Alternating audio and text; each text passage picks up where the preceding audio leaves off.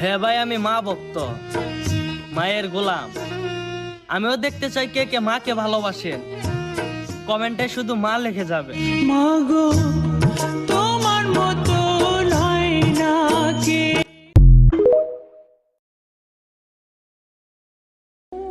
টিকটকে একটা মেয়ে আছে, আমি তার নাম বলবো না।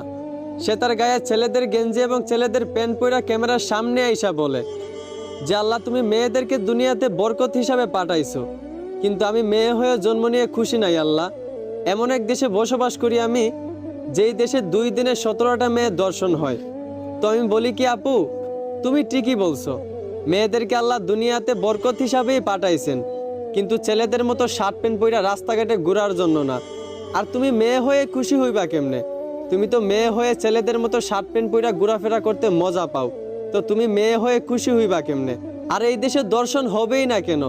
যেইখানে আল্লাহ বলছেন নারী তুমি পর্দায় থাকো, সেইখানে নারী সমান অধিকারের নামে রাস্তাঘাটে বেপর্দায় খোলামেলা চলাফেরা করে।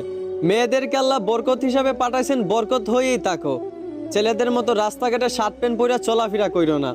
আর আপু, তোমার মা বাবা তোমারে কোন শিক্ষা দিয়ে গড়ে তুলছে আমি এইটা জানি না, তবে আমার মনে হয় তুমি কোনো ভদ্র ফ্যামিলির শিক্ষিত মা বাবার শিক্ষিত সন্তান না।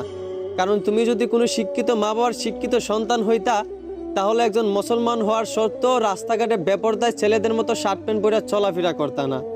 আশা করি আমার কথাগুলো বুঝতে পারছো। ধন্যবাদ।